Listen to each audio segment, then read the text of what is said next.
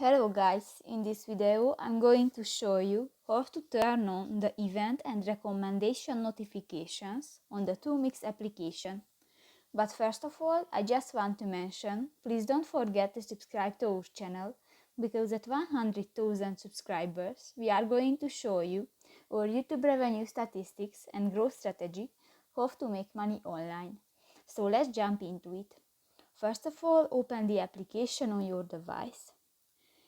Go to the three lines at the upper left corner on the screen and find in the notifications section, and in the event and recommendation notifications just tap to the circle, and the event and recommendation notifications is enabled.